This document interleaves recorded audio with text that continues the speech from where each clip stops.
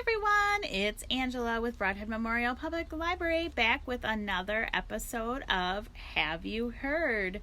Today we are connecting back with Flora and Ulysses. This was written by Kate DiCamillo and the pictures are by KG Campbell.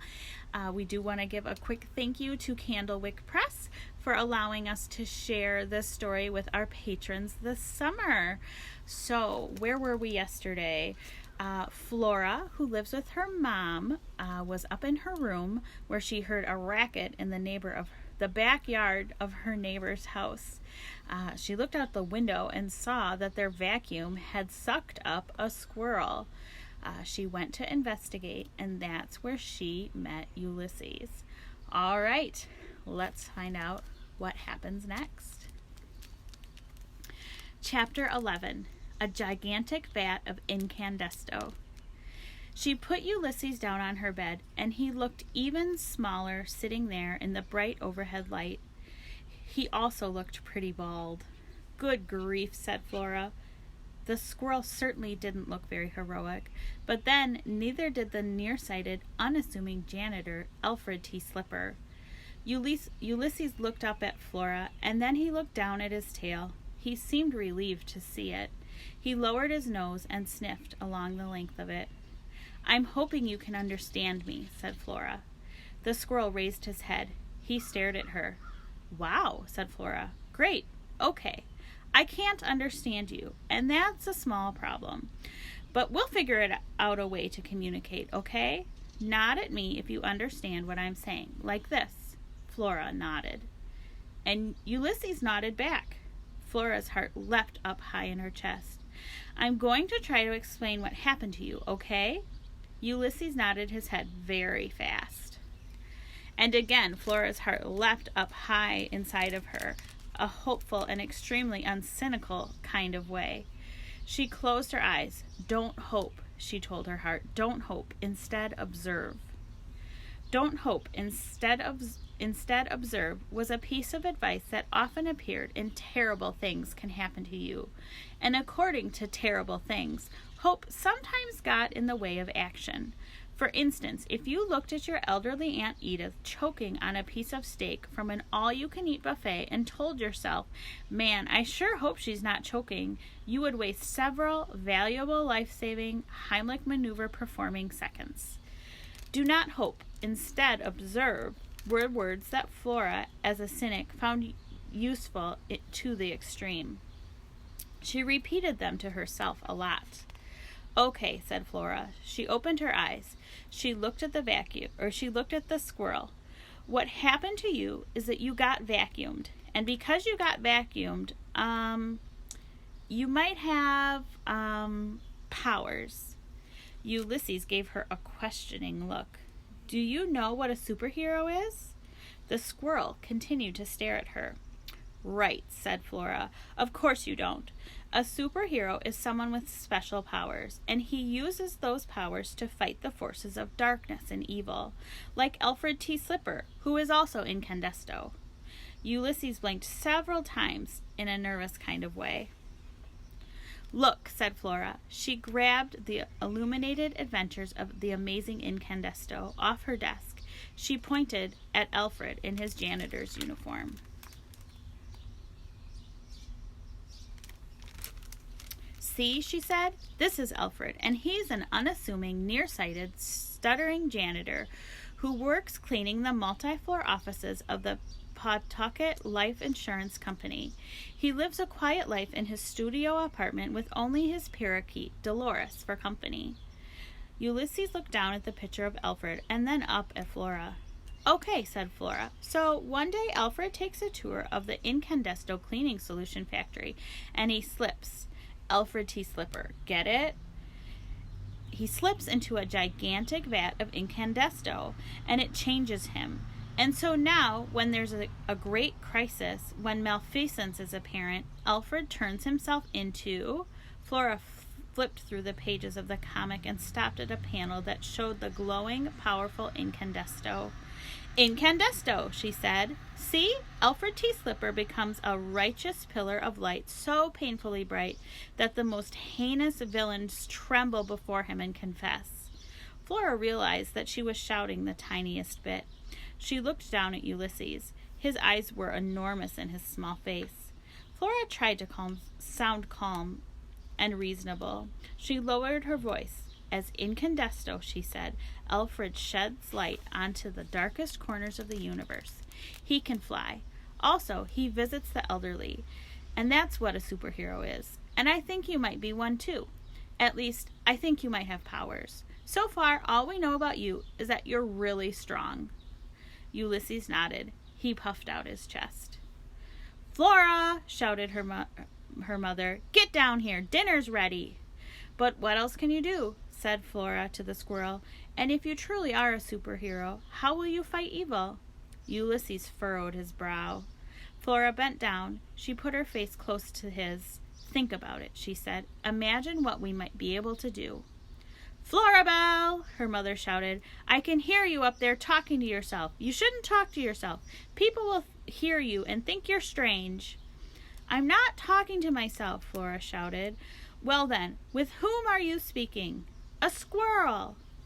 There was a long silence from down below, and then her mother shouted, "That's not funny, Florabelle. Get down here right now." Chapter 12. The Forces of Evil. When Flora came back upstairs after dinner, she found Ulysses had curled up in a tight little ball, sleeping on her pillow. She put out her hand and touched his forehead with one finger. His eyes twitched, but they didn't open. She picked up the pillow and moved it carefully to the foot of the bed. She also changed into her pajamas, lay down, and imagined the words, "A superhero squirrel rested at her feet, and so she was not lonely at all." She imagined the words emblazoned on her ceiling above her. "That's exactly right," she said. Before the divorce, her father had moved out of the house and into an apartment. He had often sat beside her at night and read aloud to her from the illuminated adventures of the amazing Incandesto. It was her favorite comic. It always cheered him up to read about Alfred T. Slipper and Dolores.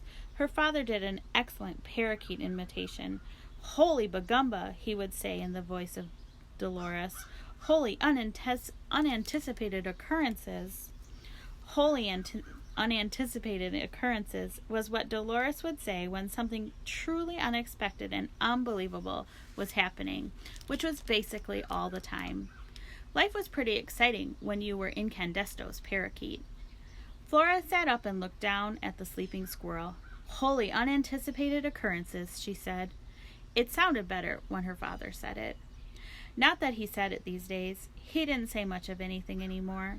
Her father had always been a sad, quiet man, but since the divorce he had become even sadder and quieter, which was fine with Flora. Really, cynics don't like a lot of chatter.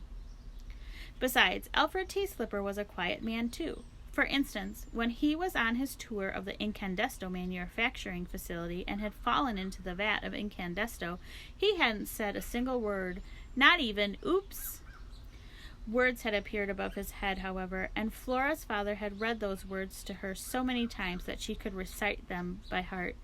He is an unassuming janitor, but he will dare to battle the darkest of the universe. Do you doubt him? Do not. Alfred T. Slipper will live to fight the forces of evil. He will become known to the world as Incandesto.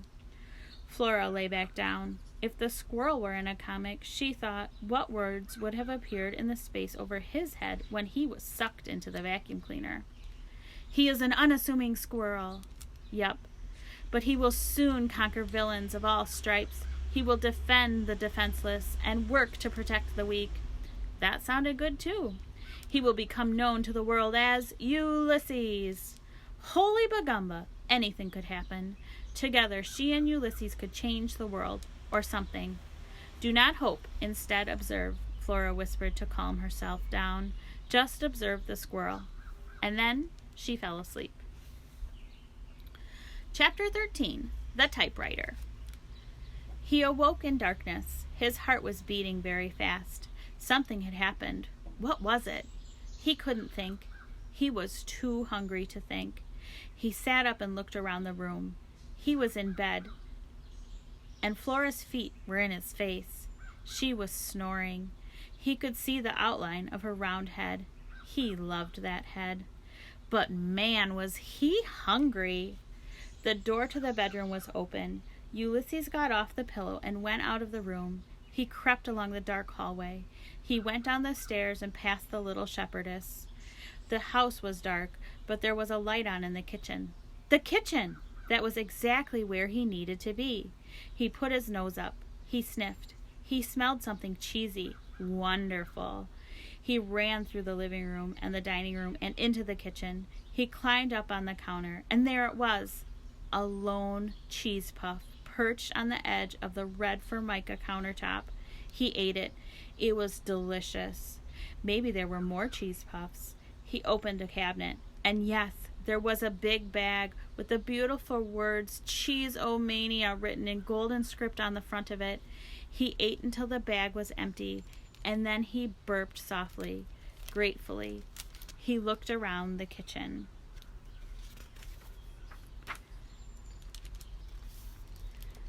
Chapter 14. Squirtle. Florabelle Buckman, get down here right now. Don't call me Florabelle, Flutter muttered as she opened her eyes. The room was bright with sunlight. She had been dreaming something wonderful. What was it about? She had been dreaming about a squirrel. In her dream, he was flying with his legs straight out in front of him and his tail straight out behind him. He was a squirrel on his way to save someone. He looked supremely, magnificently heroic. Flora sat up and looked down at her feet.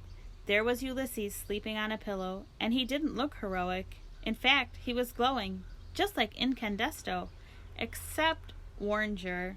He was extremely orange. What the heck, thought Flora. She leaned over Ulysses and reached out a finger to touch his ear. She held the finger up to the light. Cheese. He was covered in cheese dust. Uh-oh, said Flora. Flora, her mother shouted. I'm not kidding. Get down here right now.